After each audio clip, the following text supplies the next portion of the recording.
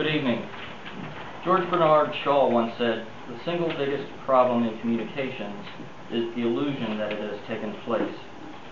If we look at the way we communicate today, you will see that it is changing very quickly. Email is being rapidly overtaken. For example, 2015, the employees of one of the largest banks in Switzerland will send more instant messages than emails for the very first time. This trend will only accelerate as more communications tools become available. In 2014 and later in 2015, email vendors like IBM, Microsoft, and Google are incorporating messaging and collaboration tools directly into their email applications, all while new messaging vendors are constantly popping up. To bring this home, all you have to do is look around.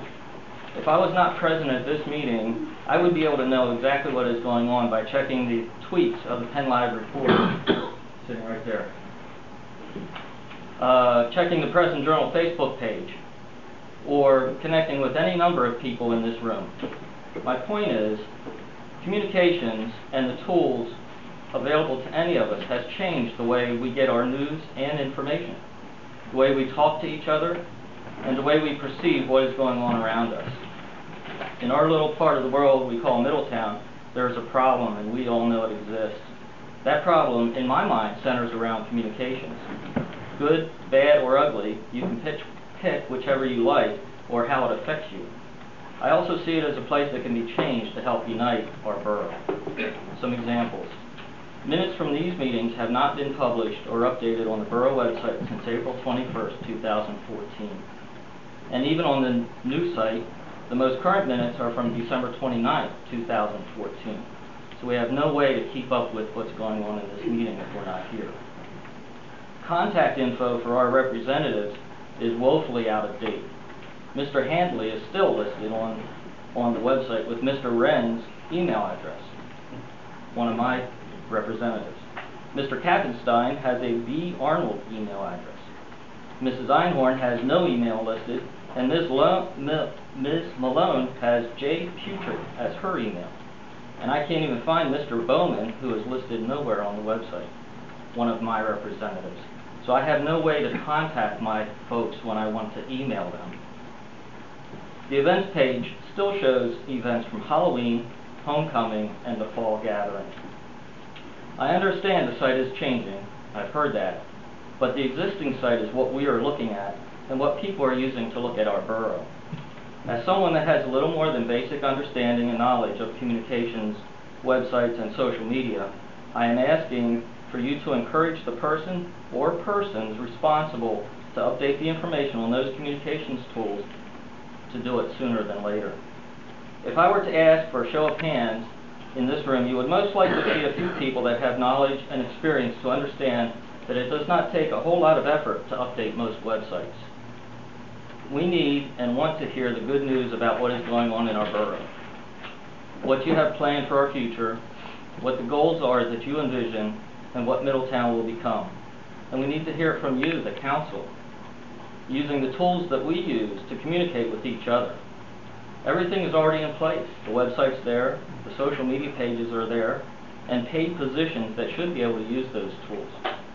I'm here to ask leadership in this room to encourage the responsible borough staff members to use those tools to tell us what is going on. Update the necessary information, if needed, to become smarter in the use of social media and internet communications. If your intent is to bring us together, to work as one, to bring in new businesses, encourage the Penn State students to spend their money at our businesses, and move our town into the future, these are items that need to be addressed and updated. In the words of Abraham Lincoln, with public sentiment, nothing can fail. Without it, nothing can succeed. Thank you.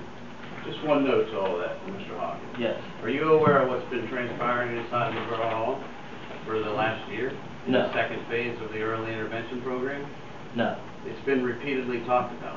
Everyone received correspondence from Mr. Corrigan. Everyone was asked to come have their photo taken and make time for him to look at what's being done to the website. What we've been facing over the course of the last year is we got a grant from the state in the second phase of the IG plan. It was an infrastructure, IT infrastructure upgrade. All of that has just been completed just within the last week to 10 days, the phone system has arrived.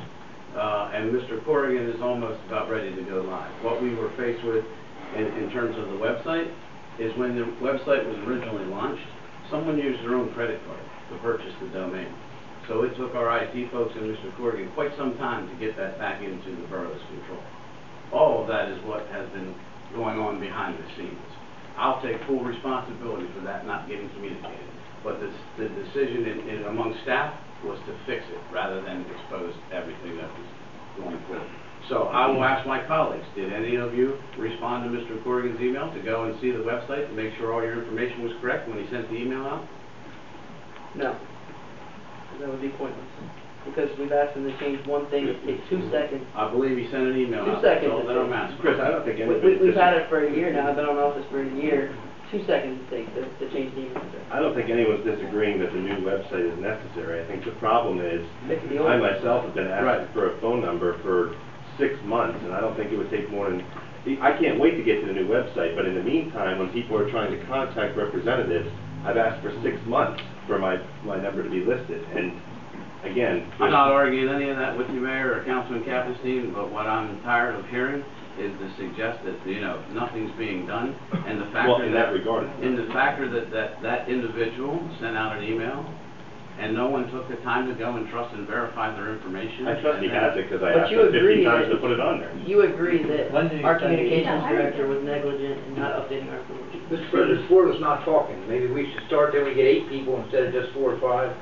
If I raise my hand, if I'm called on, I I'll appreciate- wait. I just wanted to make you aware of some other things that were... I appreciate the feedback, Isn't it? I really do. I It's appreciate 2 hearing that things are happening, and I really do. But I work in that industry, and even updating an old website is something that has to be done to keep that active.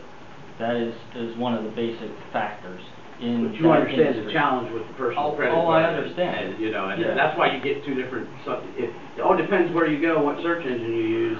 You may get this website, or you may get this version. And I was referencing the official Mhm. Middletown Borough website, which lists the meeting minutes, which Yep. lists everybody's name, their phone numbers, their contact information. And that's what I look at. And I have a feeling that's what other people look at. When they want to move into the borough of Middletown, they're going to look for that website. Sure. And to me, showing information from last year is fruitless and actually hurts us as a borough, because it shows that we don't care, or it shows that somebody doesn't care about the information.